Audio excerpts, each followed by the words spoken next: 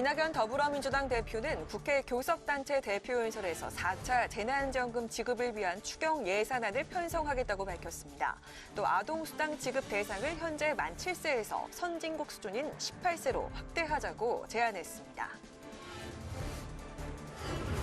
북한 원전 추진 의혹과 관련해 청와대는 야당이 명운을 걸겠다면 USB 공개를 검토할 수 있다고 밝혔고, 민주당은 야당이 선을 넘었다고 경고했습니다.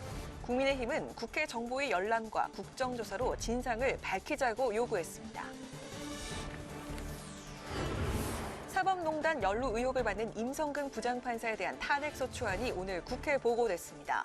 표결은 모레 이뤄지는데 탄핵안 발의에 참여한 의원이 의결 정족수인 151명보다 10명이나 많아 통과가 유력합니다. 뉴스앤 파워 인터뷰, 오늘은 국민의힘 3선의 중진인 조혜진 의원과 함께 법관 탄핵과 북한 원전 건설 추진 의혹 등 2월 국회 현안에 대한 입장과 4.7 재보선 관련 대응 계획을 들어봅니다.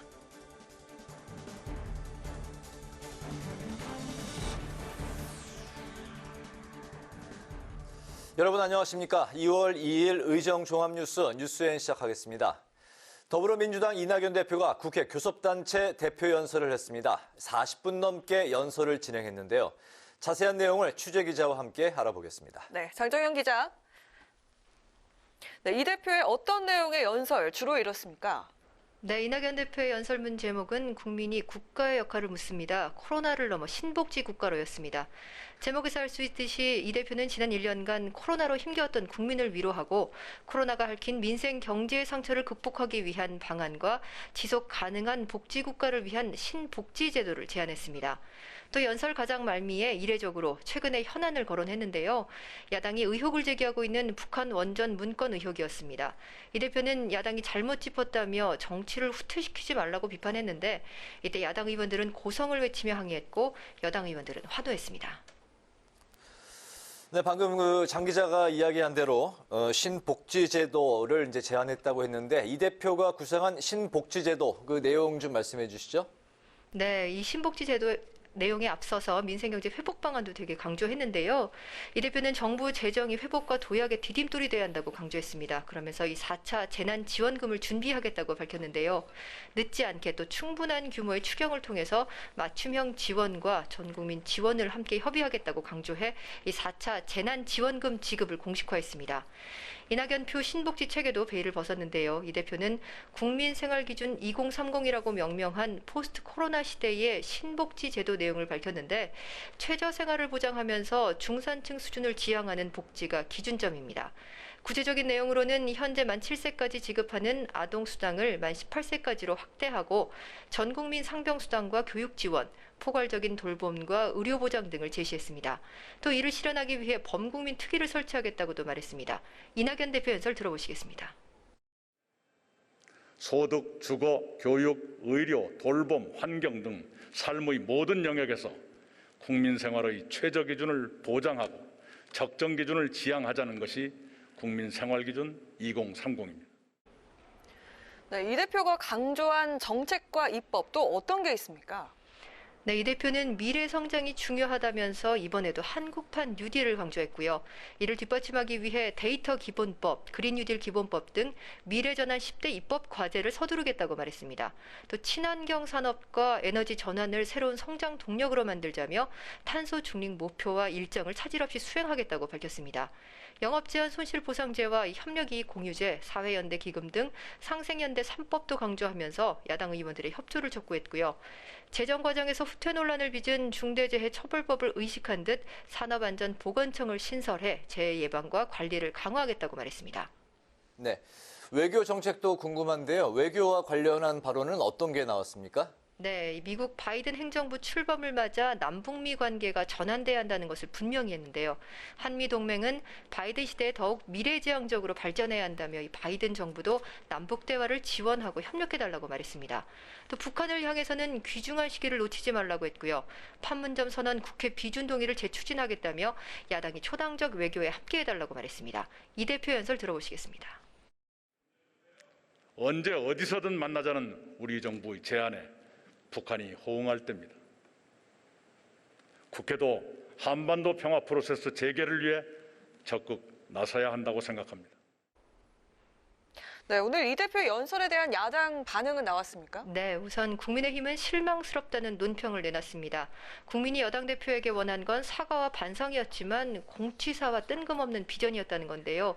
특히 4차 재난지원금은 선거용이 아니라며 혈세로 생색내지 말라고 일축했고요. 정치를 후퇴시키는 것은 오만한 정부 여당의 불통이라고 덧붙였습니다. 정의당도 이 4차 재난지원금은 구체적인 계획이 없고 이 공유제도 기업의 선의에만 기대선 가능하지 않다고 비판했습니다. 내일은 오늘과 같은 시각 같은 자리에서 이 국민의힘 주호영 원내대표의 교섭단체 대표연설이 예정돼 있습니다. 주 원내대표는 오늘 이 대표 연설이 끝난 뒤 적반하장이라는 입장을 밝혔다고 전해지는데요. 이 때문에 내일 북한 원전 문건과 관련해 많은 부분을 할애할 것이다 이런 관측들이 많습니다. 이런 가운데 홍남기 경제부총리가 오늘 오후 SNS에 글을 올렸는데요. 이 대표를 향해 4차 재난지원금 전국민 보편 지원과 선별 지원을 한꺼번에 하겠다는 것은 정부로서는 받아들이기 힘들다며 공개적으로 반대했습니다. 이 4차 재난지원금 지급 방식을 두고 이 정부 여당의 불협화음이 불거진 모습입니다. 지금까지 국회의사당에서 전해드렸습니다.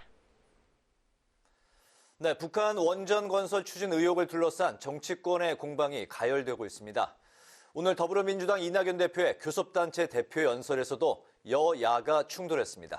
이 대표가 국민의힘이 북풍 공작으로 국민들을 현혹하고 있다고 하자 국민의힘 의원들이 거세게 항의했습니다. 홍혜진 기자입니다. 정부의 북한 원전 건설 추진 의혹을 둘러싼 여야의 공방이 국회 본회의장으로 옮겨졌습니다. 더불어민주당 이낙연 대표가 교섭단체 대표 연설에서 대통령이 이적 행위를 했다는 야당 주장은 선을 넘은 것이라고 비판하면서 설전이 벌어진 겁니다. 국민의힘 의원들은 항의했고 민주당 의원들은 박수로 호응했습니다. 제1야당 지도자들이 넘어서는 안 되는 선을 넘었습니다. 거짓을 토대로 대통령을 향해 이적 행위라고까지 공격했으면 무거운 책임을 지는 것이 당연합니다. 이 대표는 또 2018년 당시 국무총리였던 자신이 기억하는 한 남북 정상회담이나 김정은 북한 국무위원장에게 전달된 USB에 북한 원전 내용은 없었다고 주장했습니다. 야당의 USB 공개 요구와 관련해선 최재성 청와대 정무수석이 절대 공개해선 안 되지만 야당이 명운을 건다면 공개 여부를 검토할 수 있다고 밝혔습니다. 하지만 국민의힘은 문건이 작성된 시기가 1, 2차 남북 정상회담 사이고 김정은 위원장이 이 당시 수차례 원전을 언급했다며 거듭 의혹을 제기했습니다. 이런 가운데 여야는 북한 원전 건설 추진 문건이 정부의 공식 입장이 아니라며 산업부가 어제 공개한 문건 전문을 두고도 공방을 벌였습니다. 민주당은 내부 검토 문건이란 사실이 확인됐다며 국민의힘에 사과를 요구했고 법적 책임을 묻겠다는 입장도 재확인했습니다. 반면 국민의힘은 전문가들의 분석을 인용하며 공개된 전문이 오히려 의혹을 키우고 있다고 반박하고 진실규명을 위한 국정조사를 거듭 촉구했습니다. 산업부가 문건 전문을 공개했지만 아이디어 차원의 문건을 왜 공식 자료로 남겨뒀는지, 왜 파일을 삭제했는지 여러 의문이 여전히 남아있고 국정조사를 둘러싼 여야의 입장차가 분명해 논란은 당분간 계속될 것으로 보입니다. 국회방송 홍혜진입니다. 사법농단 연루 의혹을 받고 있는 임성근 부산 고등법원 부장판사에 대한 탄핵소추안이 오늘 국회 본회의에 보고됐습니다. 헌정사상 초유의 법관 탄핵소추 절차가 진행되는 건데요. 모레 예정된 표결을 앞두고 정치권 갈등이 격화되고 있습니다. 김세정 기자가 보도합니다. 임성근 부산고법 부장판사에 대한 국회 탄핵소추안이 본회의에 공식 보고됐습니다. 대법관이 아닌 일선 법관에 대한 탄핵소추안 발의는 처음입니다. 2월 1일 이탄희 의원 등 161인으로부터 법관 임성근 탄핵소추안이 발의되었습니다. 임 부장판사는 박근혜 전 대통령의 세월호 참사 당일 7시간 의혹을 다룬 칼럼을 썼다가 명예훼손 혐의로 기소된 일본 언론인 재판에 개입한 의혹을 받고 있습니다. 사실관계가 1심 판결에 의해서 어느 정도 확정이 돼 있는 상태고요. 중요한 건 이 행위에 대한 헌법적인 평가만 남은 상태입니다. 민주당은 당초 법관 탄핵에 대한 의원들의 의견을 존중해 자유투표로 표결하기로 했지만 법안 발의에 이낙연 대표를 비롯한 지도부가 참여하면서 사실상 당론 성격을 띠게 됐습니다. 이번 탄핵소추안 발의에는 정의당 류호정, 열린민주당 강민정, 기본소득당 용해인 의원 등 범여권 의원들도 동참했습니다. 국민의힘은 거대 여당의 사법부 길들이기라며 관련 간담회를 개최하는 등 탄핵소추 추진에 반발했습니다. 민주당이 뜻에 맞지 않는 판결을 내리는 사법부를 협박하고 길들이기 하기 위해서 탄핵 제도를 오용하는 것이 아니냐 이런 지적도 있습니다. 이와 함께 주 원내대표는 김명수 대법원장이 사법부 독립을 지키기 위한 노력을 하지 않았다며 탄핵을 재차 거론했습니다. 다만 맞불 대응 성격이라는 오해를 피하기 위해 김 대법원장에 대한 탄핵 추진은 신중하게 검토하겠다고 밝혔습니다. 국회법상 탄핵소추안은 발의된 후 첫 본회의에서 보고되고 24시간 이후부터 72시간 이내에 무기명 투표로 표결해야 합니다.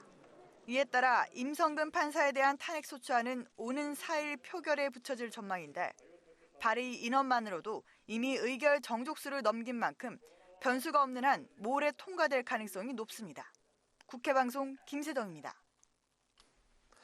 코로나19로 호황을 누린 기업이 자발적으로 이익의 일부를 피해 업종에 돕는 이른바 협력이익공유제를 이낙연 대표가 오늘 교섭단체 대표연설을 통해서 다시 한번 띄웠습니다. 민주당은 2월 임시국회에서 관련 법안을 처리하겠다는 목표지만 국민의힘이 제도화하기 어렵다는 입장이어서 논의 과정부터 난항이 예상됩니다. 박지영 기자입니다. 더불어민주당 이낙연 대표가 민생과 경제 회복을 위해서는 정부의 재정 지원과 함께 민간의 상부상조도 필요하다며 협력이익공유제를 지속가능 모델로 제시했습니다. 인센티브 등을 도입해 기업이 자발적으로 참여할 수 있는 분위기를 조성하겠다는 겁니다. 협력해 이익을 만들고 그 이익을 부분적으로 공유하자는 것입니다. 세제 지원을 포함한 인센티브를 강화할 것을 제안드립니다. 이를 위해 민주당에서는 조정식 정태호 의원이 대중소기업 상생협력 촉진법 개정안을 발의한 상태로 심사를 기다리고 있습니다. 협력이익 공유제를 실천하는 기업에게 조세 감면 등 세제 혜택을 주고 정부와 지자체가 행정과 재정적인 지원을 할 수 있도록 하는 내용입니다. 하지만 국민의힘은 반시장적 발상이라며 거부감을 보이고 있습니다. 국민의힘 최영두 원내대변인은 기업이 피땀 흘려 이룬 성과를 연대와 상생이란 이름으로 민간의 상부상조를 강요해선 안 된다고 비판했고 박수영 의원도 코로나19로 인한 이익 측정이 사실상 불가능하다고 지적했습니다. 코로나19로 인한 손해보상 재원 마련 또한 기업이 아닌 정부 예산을 줄여 마련해야 한다고 주장했습니다. 주식회사의 돈을 벌어들였다고 해서 이익을 그냥 다른 아무 관계도 없는 사람한테 나눠주자. 그거는 주주의 재산권을 침해하고 자본주의에 반하는 이런 제도를 도입하는 것은 있을 수 없는 일이라 생각하고요. 정의당도 기업의 선의에 기대는 것만으로는 가능하지 않다고 거듭 강조했습니다.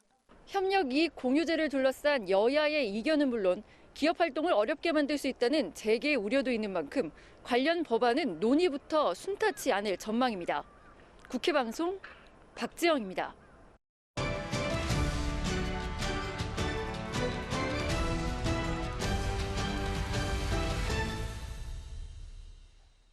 네, 이슈 분석 김동결 기자와 함께합니다. 김 기자 어서 오십시오. 어서 오세요. 네. 임성근 부장판사에 대한 탄핵소추안이 발의가 됐고 오늘 본회의에서 이제 보고가 됐는데 네. 이제 그 표결 절차만이 남았죠? 네. 언제 그렇습니다. 합니까? 네, 국회법에 따르면요. 이제 탄핵안이 발의가 되고 국회 본회의에 보고가 되면 24시간 이후 72시간 이내에 표결하도록 돼 있습니다. 이 기간이 지나면 이제 탄핵소추안은 폐기된 것으로 보고 있는데요. 이렇게 가정을 해보면 이렇게 보면 이제 내일부터 금요일 사이에 표결을 해야 하는데 모레인 목요일이 이제 표결 가능성이 가장 유력해 보입니다. 어제 탄핵소추안에 법여권 의원 161명이 참여했습니다. 예상을 훨씬 뛰어넘는 숫자였는데 민주당 지도부가 동참하면서 사실상 당론으로 발의됐기 때문인 것으로 이제 보여집니다. 탄핵 절차를 설명드리면 법관 탄핵 발의를 위해서는 국회 제적의원의 3분의 1 이상의 동의가 필요하고 의결은 이제 제적의원 과반의 찬성이 필요합니다. 이 숫자만 보더라도 151명의 찬성이면 의결이 가능한데요. 발의에 참여한 숫자가 161명, 그러니까 의결 종족수에서 10명이나 많아서 무리 없이 통과될 것으로 보입니다. 그런데 이제 얼마나 찬성표가 나올 것이냐 하는 것인데 탄핵 소추안을 보니까 이제 민주당을 비롯해서 정의당, 열린민주당, 기본소득당 등 여야 4당이 참여를 했습니다. 어제 기자회견도 있었는데요. 잠깐 들어보시죠. 반헌법 행위자는 헌법 재판을 받아야 합니다. 법 앞에 만인은 평등합니다. 판사도 예외가 아닙니다.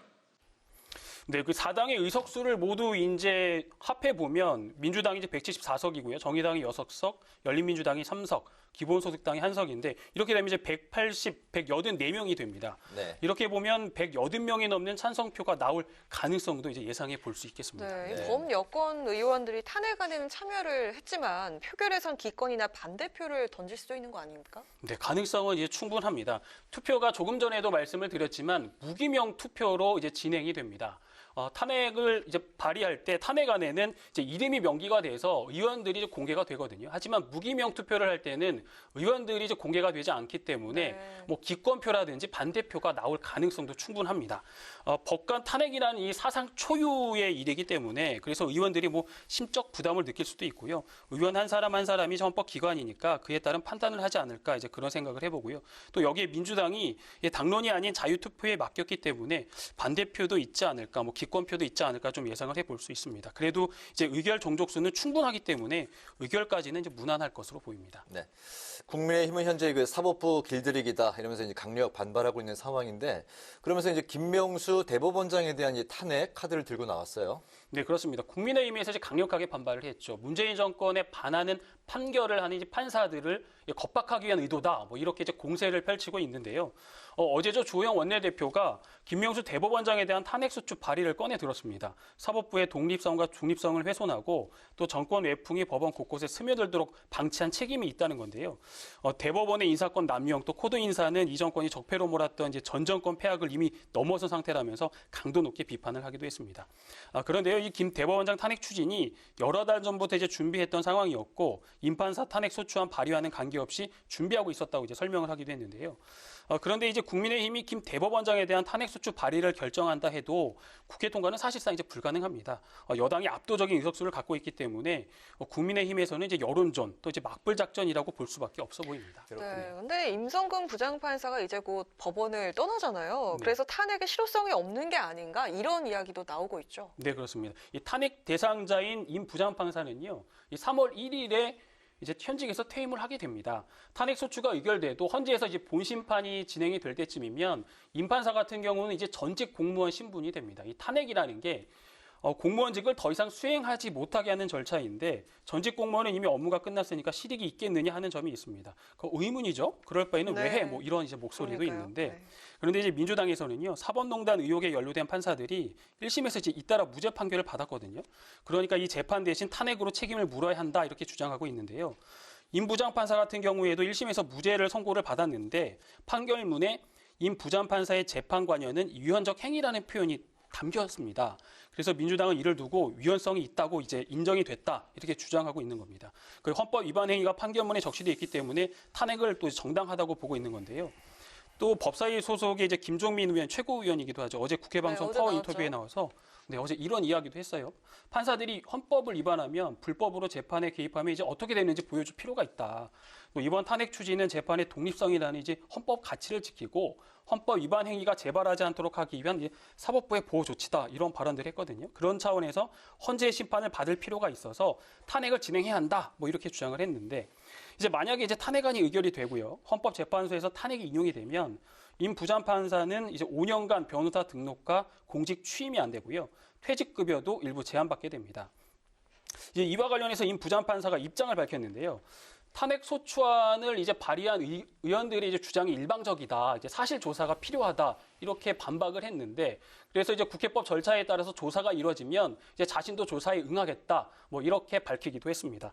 임 판사에 대한 국회 표결 결과 또 헌재 심판까지 좀 지켜볼 필요가 있을 것 같습니다. 네, 실정법으로는 무죄인데 또 위헌의 소지가 있다. 네, 그렇죠. 그러니까 헌법적 판단과 실정법의 판단이 또 다를 수도 있다는 거군요. 그래서 헌법재판소의 판결이 좀 필요하다. 뭐 그런 주장이 이제 민주당의 주장입니다. 네, 목요일에 이제 표결이 예상된다고요. 네. 네, 임성근 부장판사 탄핵과 관련해서 오늘 이슈 분석 김동길 기자와 함께했습니다. 김 기자 수고했습니다. 고맙습니다. 네, 세상에 나온 지 16개월 만에 양부모의 학대로 목숨을 잃은 정인이 사건. 대규모 피해자를 양산한 가습기 살균제 사건은 모두 손상 질병입니다. 그만큼 우리 주변에서 흔히 볼 수 있는 게 바로 손상인데요. 전문가들은 모두 충분히 예방 가능하지만 체계적인 관리가 부족하다고 지적합니다. 강민지 기자입니다. 손상은 신체적 외상과 중독, 화상 등으로 발생하는 신체와 정신적 피해를 말합니다. 교통사고나 산업재해는 물론 아동학대나 자해 등을 모두 포함하는 코로나나 암과 같은 질환 외의 모든 질병을 말하는 겁니다. 특히 10대에서 30대 젊은 층의 사망 원인 1위로 꼽히고 전체 사망 원인 중에서도 세 번째를 차지할 만큼 사회적 문제입니다. 손상 환자를 치료한다는 건 죽을 환자를 살릴 수 있는 건 아니거든요. 아무리 뭐 수술을 하고 중환자 치료를 한다고 해도 2, 3일 내에 한 84%가 사망합니다. 손상의 큰 문제점은 장애를 유발하거나 경제적 피해가 동반되기 때문에 취약계층에 더 위험할 수 있다는 겁니다. 우리나라는 이러한 손상 사망률이 2017년 기준 인구 10만 명당 53명으로 OECD 평균인 46명보다 7명 더 많습니다. 즉 교통사고 등 모든 손상은 우연한 사고가 아니라 국가관리 체계가 부족하기 때문이라는 겁니다. 결국 무엇 때문에 발생을 했는지를 찾고 그 원인을 찾고 거기에 맞춰서 뭐 전략을 만들고 사업을 만들고 이렇게 완료하는 그런 과정이 있어야 되는데 국내에서도 2005년부터 손상감시 체계를 이루었지만 교통사고는 도로교통법에서 아동학대는 아동복지법에서 다루는 등 개별 손상에 대한 법은 제각각입니다. 이 때문에 올해 질병관리청 개청과 함께 손상예방관리과를 신설하는 등 정부도 손상 관련 체계 구축에 속도를 높이고 있습니다. 최근 보건복지부는 제5차 국민건강증진 종합계획을 발표하면서 손상감시체계 통합 시스템 구축과 손상예방관리 종합계획을 수립하겠다고 밝혔습니다. 국가 단위 차원에서의 사업을 운영하는 것뿐만 아니라 지역사회의 사업을 도와드릴 수 있고 국회에서도 손상예방관리법 제정을 추진하고 있습니다. 복지부 장관 소속으로 국가손상관리위원회를 두는 등 손상 예방에 관한 내용을 담고 있지만 제정법이기 때문에 아직 많은 논의가 필요해 보입니다. 국회 방송 강민지입니다. 더불어민주당 정성우 의원이 가장 신사적이고 성실한 태도로 의정활동에 임하는 의원에게 수여되는 백봉신사상 대상을 수상했습니다. 신사의원 베스트 10에는 박병석 국회의장과 더불어민주당 이낙연, 김태년, 박용진, 이광재 의원, 국민의힘 박진, 조혜진, 추경호 의원 등이 선정됐습니다. 올해로 22일째를 맞는 백봉신사상은 백봉라용균 선생을 기리기 위한 상으로 신사적인 정치인을 격려한다는 취지에서 1999년에 제정됐습니다. 황희 문화체육관광부 장관 후보자에 대한 인사청문회가 오는 9일에 열립니다. 국회 문화체육관광위원회는 오늘 전체 회의를 열고 황 후보자에 대한 인사청문회 실시 계획서를 채택했습니다. 황 후보자는 서울 양천구 갑을 지역구로 둔 재선 국회의원으로 더불어민주당 홍보위원장과 원내 부대표 등을 지냈습니다. 더불어민주당이 국민의힘 강기훈 의원에게 토지매매 투기 의혹에 대해서 해명할 것을 촉구했습니다. 홍승권 상근 부대변인은 오늘 논평에서 강 의원이 대표로 있는 일진금속과 가족이 최대 주주로 있는 일진단조가 사들인 진해양터가 30억 원의 시세 차익을 본 것으로 확인됐다고 밝혔습니다. 또 강 의원이 공장을 만들기 위해서 매입했다는 진해양터는 도시계획상 공장을 지을 수 없는 땅이라며 투기를 의심할 수밖에 없다고 지적했습니다. 국민의힘 공천관리위원회가 오는 5일 서울 부산시장 본경선 진출자 4명을 발표합니다. 김수민 공천관리위원회 대변인은 오늘 브리핑에서 이번 주 금요일 오전 투표 결과와 함께 여론조사 결과를 합산해서 후보자 컷오프 명단을 발표한다고 밝혔습니다. 이와 함께 오늘 15일 부산을 시작으로 진행되는 본경선 토론회는 토론에 집중할 수 있도록 격식과 자료, 드레스코드가 없는 산무 토론회로 진행된다고 강조했습니다. 한편 일부 부산시장 보궐선거 예비 후보들에게 제기된 비위 의혹은 조사 결과 모두 사실 무근으로 확인됐다고 밝혔습니다.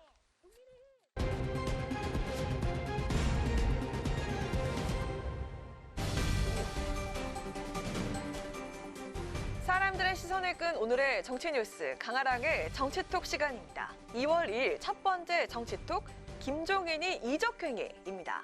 얼마 전 국민의힘 김종인 비대위원장이 정부의 북한 원전 건설 추진 의혹을 제기하면서 충격적인 이적행위라고 표현해서 논란이 됐었죠.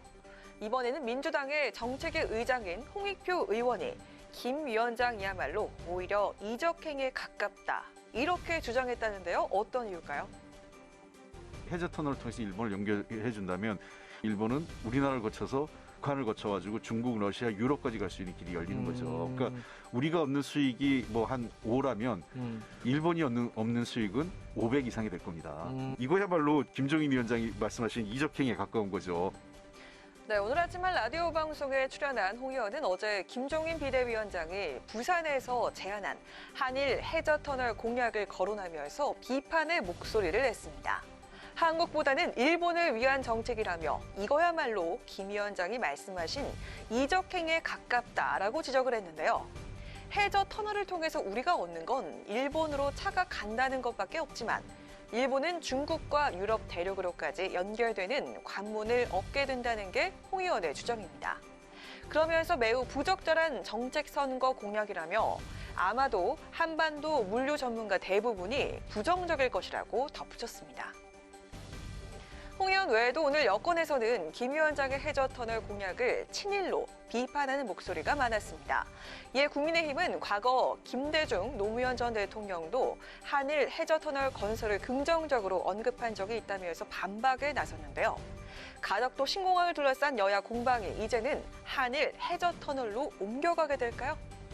이어서 오늘의 두 번째 정치톡, 캐릭터가 겹쳐서입니다. 4.7 서울시장 보궐선거에 출마한 8명의 국민의힘 예비후보들 중에서 뚜렷하게 양강 구도를 보이고 있는 두 사람이죠. 나경원 전 의원과 오세훈 전 서울시장. 최근 여론조사 기관 윈지코리아 컨설팅이 서울시에 거주하는 만 18세 이상 유권자를 대상으로 조사한 여론조사 결과에서도 두 사람이 오차범위 내에서 아주 접전을 펼치고 있는 것으로 나타났습니다. 내일과 모레 예비 경선 투표를 앞두고 당 안팎에서는 이 두 후보 중에서 누구를 밀어야 할지 고민들이 참 많다고 합니다.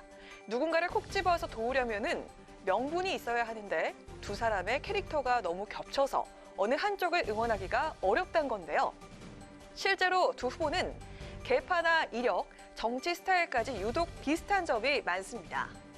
우선 나 전 의원과 오 전 시장은 둘 다 계파색이 옅은데요.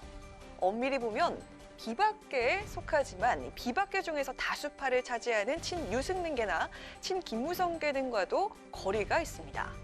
그리고 두 사람 모두 고향이 서울인 점도 같고요.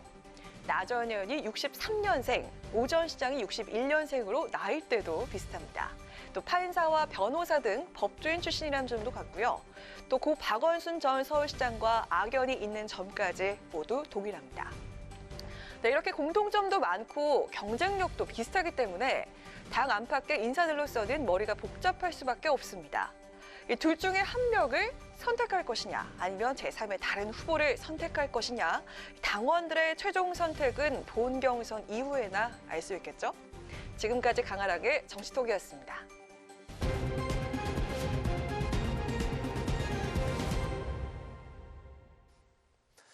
네, 오늘 민주당 이낙연 대표의 교섭단체 대표 연설 소식 앞서 전해드렸는데요. 야당은 이 대표 연설에 대해서 혹평을 내놨습니다. 이에 대한 민주당 입장과 여야 간 쟁점 현안에 대해서 더불어민주당 박진영 상근 부대변인을 전화로 연결해서 이야기를 나눠보겠습니다. 박 대변인님 나와 계십니까? 네, 안녕하세요. 박진영입니다. 네, 안녕하십니까? 네. 오늘 이낙연 대표의 국회 교섭단체 대표 연설에 대해서 국민의힘은 맥락 없는 공치사와 뜬금없는 비전이다 이렇게 이제 혹평을 했는데요. 또 4차 재난지원금에 대해서는 2차 긴급 선거 지원금이다 이렇게 이제 비판을 했거든요. 네. 이런 그 야당 반응에 대한 민주당 입장을 먼저 말씀해 주시죠. 저는 오늘 이낙연 대표께서 굉장히 의미 있는 담론적 차원의 교섭단체 대표 연설을 하셨다. 이렇게 저는 말씀을 드릴까 싶습니다. 네. 제가 당 소속이라서 그런 게 아니고요. 저도 정치평론도 하고 하는 이 전문가의 입장에서 말씀드리는 건데요. 이제까지 이 코로나 정국에 대해서 이 종합한 대응책을 말씀하셨다. 이렇게 좀 평가를 하고 싶고요. 네. 어쨌든 간에 이 정부가 이 확대 재정을 통해 가지고 코로나 경제 위기를 완벽하게 극복하겠다는 의지를 표명하셨다. 이렇게 보면 될 것 같고요. 시기적으로도 지금 코로나가 잠잠해져서 이 설 연휴를 넘어서면서 경제를 극복해야 되는 이런 상황적으로 딱 맞춰서 말씀하신 게 아닌가 이런 생각이 듭니다. 네. 네. 국민의힘의 그 혹평에 대해서는 어떻게 생각하십니까? 아니 맥락이 없다는 게 말이 안 되는 게요. 네. 우리가 지금까지 지속적으로 재난지원금 문제를 우리 내부에서 논쟁도 하면서 선별로 할 것인가, 손실보상금 할대로 할 것인가 이런 상생연대 3법을 가지고 논의를 해왔기 때문에 그 흐름 속에서 있는 것들을 최종 정리하는 것이다 이렇게 보면 될 것 같고요. 우리 국민들 모두가 우리 정부가 코로나에 굉장히 잘 대처하고 있다 이렇게 보고 있습니다. 이것은 여론조사에서 나타나는 대부분의 평판입니다. 네. 네, 잘 알겠습니다. 북한 원전 건설 논란과 관련해서 국민의힘 그 김종인 위원장이 이적 행위다라고 이제 발언한 부분에 대해서 이낙연 대표가 오늘 이제 대표 연설에서 거짓을 토대로 이적 행위라고까지 공격을 했으면 무거운 책임을 지는 것이 당연하다 이렇게 이제 강조를 했거든요. 네네. 여기서 이제 책임이라면 법적인 조치에 나서겠다는 건지 또 민주당의 앞으로의 대응 지금 현재 어떻게 논의가 되고 있습니까? 법적인 부분은 제가 법조인이 아니라서 이게 허위 사실이 되는지 잘 모르겠습니다만은 일단 이제까지 그 김종인 대표가 보였던 합리적이고 중도적인 방향과 대비해 봤을 때는 너무 좀 뜬금없었다 그런 생각이 듭니다. 실제로 극비리에 북한의 원전을 지을 수 있는 방법이 뭔지 한번 가르쳐 주셨으면 좋겠어요. 이게 가능합니까? 지금 이런 세상에서 인공위성이 떠 있고 그다음에 이 핵확산 금지 조약 때문에 북한을 우리나라 혼자서 어떻게 원전을 짓는다가 이거 자체가 불가능한 상황이지 않습니까? 이런 말씀을 하시니까 이제까지 김종인 대표가 했던 이 합리적 전략 자체가 수포로 돌아가는 것이 아닌가 이렇게 생각이 들고요. 서울과 부산의 보궐선거를 두고 좀 오버하신 측면이 있다 이렇게 생각이 듭니다. 네네. 이제 김종인 위원장이 어제 이제 부산을 찾아서 한일 해저 터널 건설을 이제 검토하겠다 이 발언을 해가지고 지금 현재 또 여야 간의 쟁점으로 이제 떠올랐는데요. 여권에서는 일본에 절대적으로 유리한 그런 사업이다라는 입장인데 국민의힘은 김대중 노무현 전 대통령도 긍정적으로 검토했던 사안이다 이렇게 이제 반박을 하고 있지 않습니까? 이 아이디어는 사실은 100년 전부터 일본에서 나온 아이디어지 않습니까? 네. 아이디어 차원에서 한번 누가 쓴 보고서를 들여다볼 수는 있어요. 근데 지금 이것을 우리가 정책적으로 실행하는 것과는 별개의 문제거든요. 지금 김종인 대표께서 하시는 것은 국가 정책을 갖고 도박하듯이 하시는 거예요.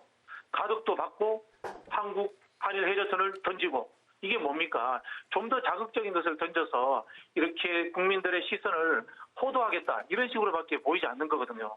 가덕도 신공항 문제는 우리가 수년 동안 수많은 보고서와 이 논쟁을 거쳐가지고 이제 그 시작을 되려고 하는 이런 차원의 것입니다. 엄청난 양의 보고가 이 연구 검토가 축적돼 있는 것들입니다. 그런 것들과 일제시대 때 갑자기 친일 일본 제국주의가 던졌던 것 그리고 역대 대통령들이 한번 아이디어 차원으로서 들어봤던 이야기들 이것을 똑같은 범주로 넣고 이 보궐선거에 정책 이슈로 만든다는 것 자체가 어불성설이에요. 실제로 저희가 봤을 때는 김종인 대표가 다급하시니까 이 원전 문제도 마찬가지고 한일 해저터널 문제도 마찬가지고 갑자기 던지신 것이 아닌가 이런 생각이 듭니다.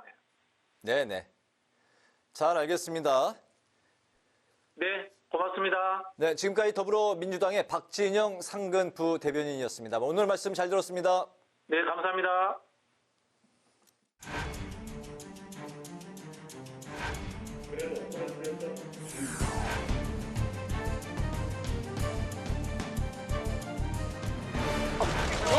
부산 업무!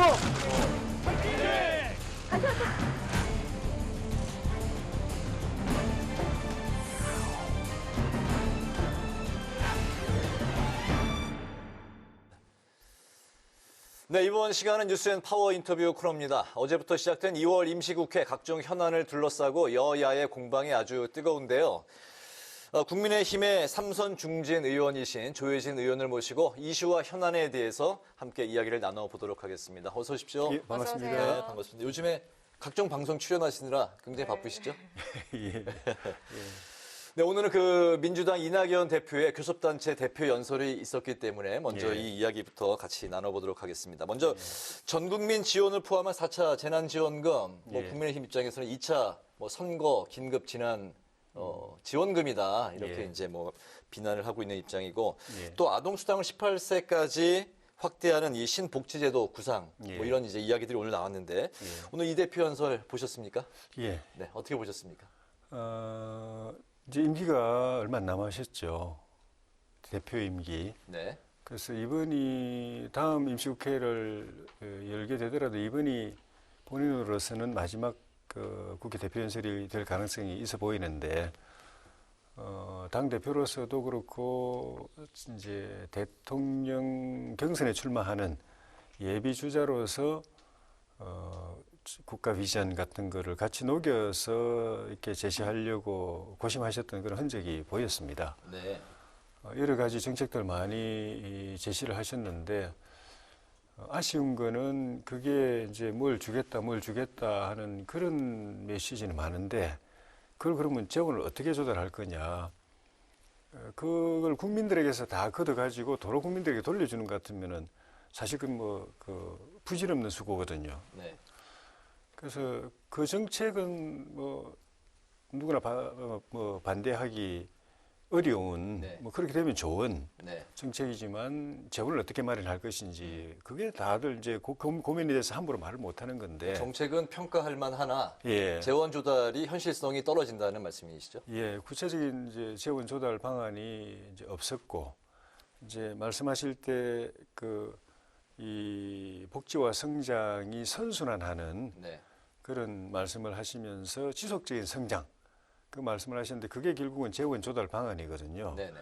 그 핵심은 결국은 이제 기업 활동, 경제 활동 활성화인데 규제 혁신단을 만들겠다 하셔서 그걸 통해서 경제 활동 규제, 기업 규제를 줄여 가지고 경제를 활성화시키겠다는 취지신데 사실 그 민주당이 여러 번 해왔던 거거든요. 그런데 실제로는 계속 그 경제 규제 법안만 계속 쏟아내고 있거든요. 기업들이 그냥 목이 졸려 죽겠다고 아우성을 할 정도이기 때문에 그런 부분에서 좀 획기적인 바로 이제 이번 국회 때부터 뭔가 이렇게 법안을 통과시켜가지고 기업 활동, 경제 활동 숨통을 틔워줄 수 있는 그런 걸 던지셨으면은 그래서 거기서 기업을 활성화시키고 기업의 매출 이윤을 증대시키고 거기서 세금 싹 법인세, 소득세 걷어가지고 여기에 국민 지원에 쏟겠다.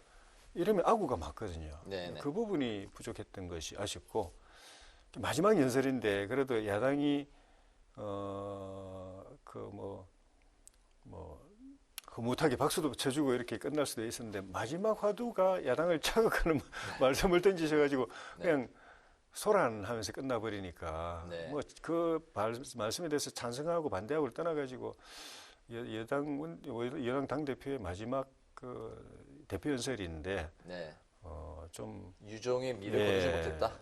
그 말씀 하시려면 초반에 하시고 마지막에는 좀 그 서로가 이렇게 좀 거뭇하게 또는 야당도 고생하시다고 박수 한번 쳐줄 수 있는 그런 메시지로 했으면 좋았겠다는 아쉬움이 남았습니다. 그렇습니다. 네, 오늘 본회의에서는 임성근 부장판사에 대한 탄핵소추안이 보고가 됐고요. 또 오늘 4일에 표결에 붙여질 예정인데 사실상 이게 가결될 가능성이 높지 않습니까?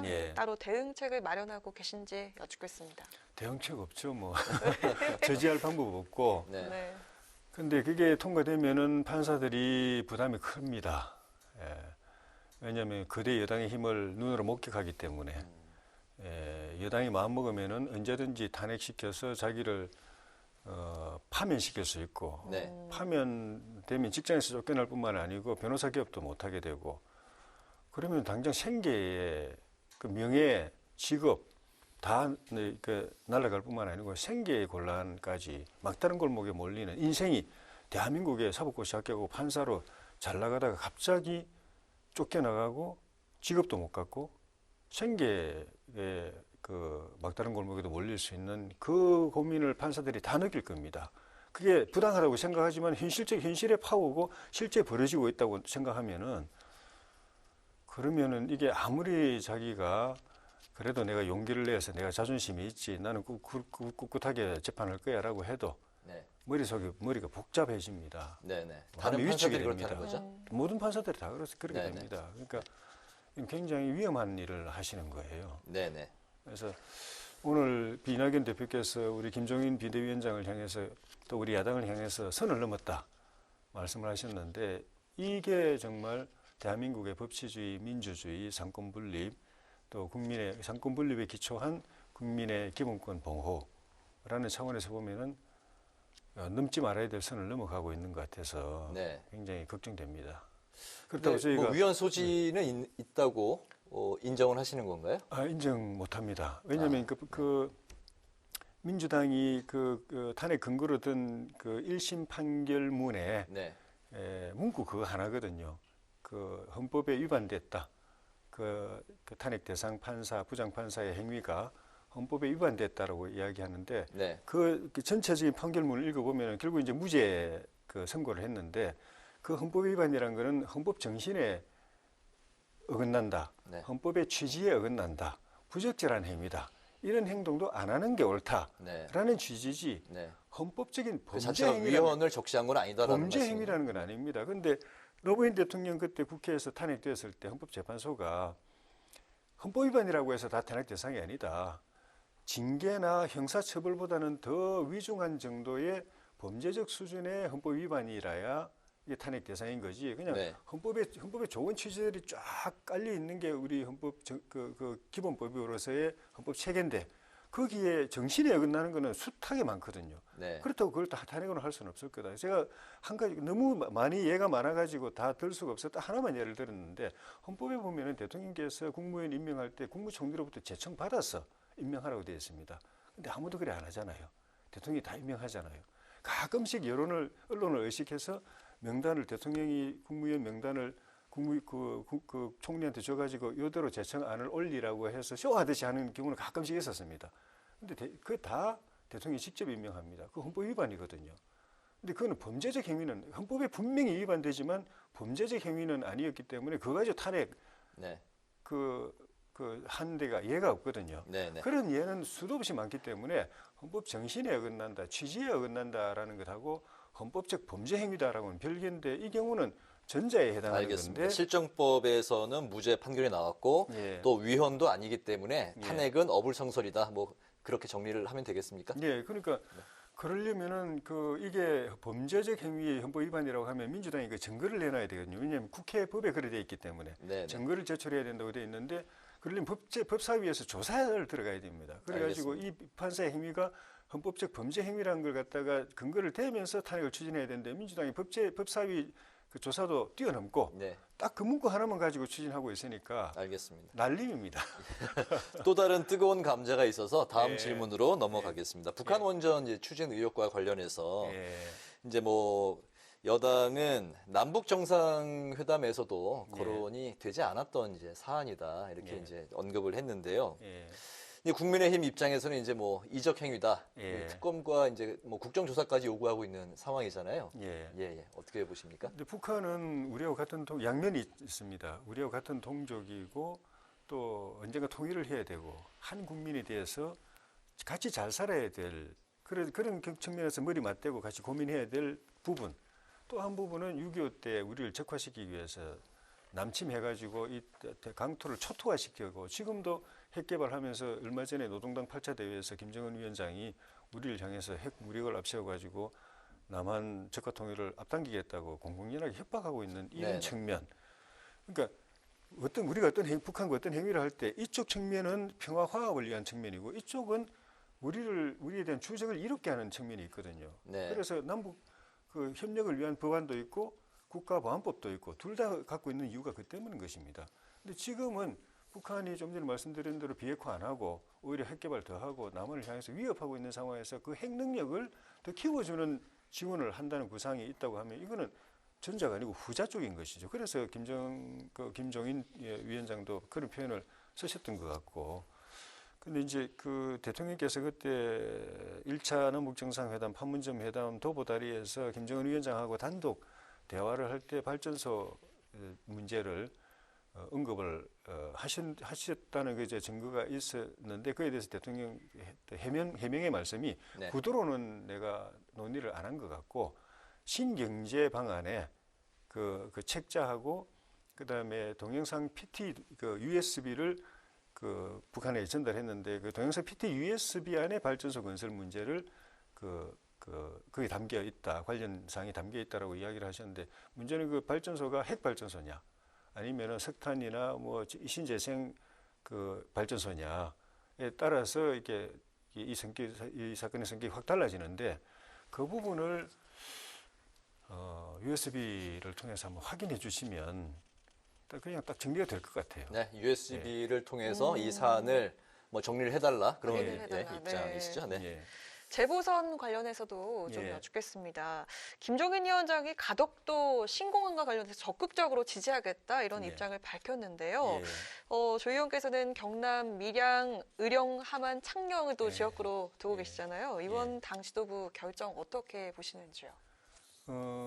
저희가 밀양이 한때 그 신공항 문제 때문에 굉장히 이렇게 열기가 뜨거웠던 적이 있습니다. 이명박 대통령 때. 네. 그때 그 정부가 추진했던 신공항은 서울과 수도권을 제외한 영남과 호남 또 충청 남부 일대까지 포함되는 남북권 전체를 커버하는 대형 관문 허브공항이었습니다. 네. 그러니까 인천공항에 비견될 만한 절반 수도권 쪽은 인천공항이 커버하고 네. 나머지 새롭게 늘어나는 수요는 인천공항을 2층사, 3층사 지을 게 아니라 남북권에 똑같은 공항을 지어가지고 이 커버하는 그런 공항이어서 다들 기대에 부풀었죠.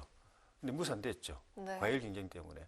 근데 지금 그런 데는 가덕도 신공항은 김해공항 그 확장안을 장소를 이쪽으로 옮겨오는 그 안으로 지금 거론이 되고 있어가지고 그거는 저희 지역에서 관심 가진 대상하고는 조금 좀 사업 성격이 좀 틀린 것 같아요. 네.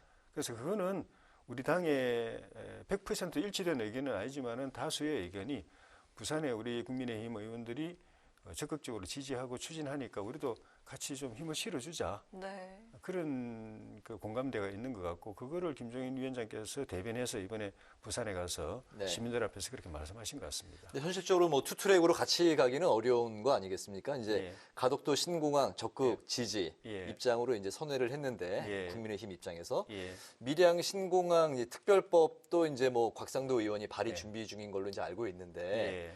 두 공항 신공항이 예. 같이 가기는 현실적으로 어렵지 않습니까? 어렵습니다. 그러니까 곽상도 의원님이 준비하시는 그 신공항 법안 내용이 이제 확정돼야 알겠는데 네. 가덕도 신공항하고 유사한 성격이면은 유사한 기능이나 규모가 중복되는 것이 가까운 거리에 있게 되니까 네. 그것도 문제인 거고 만약에 이명박 정부 때 검토가 됐던 남북권 전체를 포괄하는 대형 관문 국제공항인 것 같으면은 네. 그걸 밀양으로 오든 가덕도로 오든 간에 하나로 통합하는 게 국가 자원 낭비를 막는 거죠. 네네. 그러니까 만약에 그 곽상도 의원님이 그런 그 이명박 정부 때 추진됐던 대형 관문 허브 공항을 그 이슈로 던진다고 네. 하면은 그거는 이제 다른 차원의 논의를 해야 되는. 그러다 되면은 가덕도 신공항도 그것까지 같이 녹여 가지고 입지를 가덕도로 해도 저는 뭐 밀양이 그 최적지라고 보지만 하는 게 제일 중요하다고 보기 때문에 네네. 뭐 가덕도로 해야 된다면 가덕도로 할 수도 현재로서 있는데 밀양은 이제 후순위로 좀 밀릴 가능성이 높다. 그거는 그 완전히 다른 논의이기 때문에 네네. 그 논의가 시작되면은 그때부터는 원점에서 다시 논의를 해야 될 워낙에 가능성이 복잡하게 있습니다. 얽혀 있는 사안이니까 예. 알겠습니다. 네. 예. 또 마지막으로 야권 단일화 문제를 여쭙겠습니다. 예. 최근 이 안철수 대표와 금태섭 전 의원은 먼저 1대1 단일화 경선을 하는 방안을 거론하고 있는 상황인데 국민의힘 측의 입장이 궁금한데요. 두 사람이 먼저 단일화를 한 후에 국민의힘 후보와 단일화하는 방안에 찬성을 하는 분위기입니까? 그거 가지고 우리가 뭐 토론을 해서 당론을 뭐 이렇게 정리하고 이러지는 않았는데 일단 그 지방선거, 특히 서울시장 선거 승리를 위해서 야권을 대동단합시키는 야권 단일화의 한 파트너라고 생각하고 넓은 의미에서 동지라고 생각하기 때문에 언젠가는 이제 같이 합쳐서 후보를 하나로 모으는 그 대열에 같이 모여야 될 분들을 보는데 현재는 이 갈려져 가지고 우리 당대로 일단 후보를 뽑는 선출 절차 진행하고 있고 그 바깥에서는 또 두 분끼리 또 이제 단일화하는 절차를 하겠다고 하시니까 네. 그거는 뭐 나쁘지 않다고 보고 저희가 우리 당원들이 아닌데 그 중단하시오, 뭐 기다리시오 이렇게 할 수는 없고 하시도 무방하다고 보고요. 또 그게 또 대중의 관심을 이렇게 모아 해서 시너지 효과를 일으킬 수도 있다고 보기 때문에 그건 그대로 네. 그 서울 시민들이 볼 때 관심 갖고 이렇게 참 흥미롭게 볼 수 있는 대상으로 그런 절차가 진행됐으면 좋겠고 네. 우리 당의 후보 선출 과정도 그렇게 됐으면 좋겠고 그래가지고 나중에 최종 경선은 더 크게 한번 흥행이 됐으면 좋겠다. 야권 단일화는 꼭 이루어져야 된다고 생각하시는 거죠? 100%입니다. 네. 왜냐하면 오늘 한 여론조사에서 야권 예. 단일화가 이루어지지 않았을 경우에 예. 뭐 야권의 어떤 후보와 경쟁을 하든 박영선 후보가 예. 다 이기는 걸로 예. 앞서는 걸로 조사 결과가 나왔기 그런 때문에. 가능성이 있죠. 네. 그러니까 반드시 단일화 해야 됩니다. 알겠습니다. 대동단결해야 됩니다. 대동단결해서 야권 예. 단일화 꼭 이루어져야 된다. 예. 네, 잘 알겠습니다. 예. 네, 오늘 뉴스엔 파워 인터뷰는 법관 탄핵 그리고 북한 원전 건설 의혹을 중심으로 지금까지 국민의힘 조혜진 의원과 함께 이야기를 나눠봤습니다. 오늘 함께해 주셔서 고맙습니다. 예, 고맙습니다. 네, 내일은 절기상 입춘입니다. 봄 소식 대신에 눈 소식이 있는데요. 내일 퇴근길 무렵부터 중서부 지역을 시작으로 전국에 눈이 내릴 것으로 보이고요. 특히 중부지방에 눈이 집중이 되면서 많게는 10cm 정도 쌓인다고 하니까 주의하시기 바랍니다. 네, 올겨울 그 눈이 잦은데요. 서울 체감 기온이 어제 같은 시각보다 14도 정도나 뚝 떨어졌다고 하니까요. 건강 관리 잘 하셔야겠습니다. 오늘 뉴스에는 여기까지입니다. 시청해주신 여러분 고맙습니다.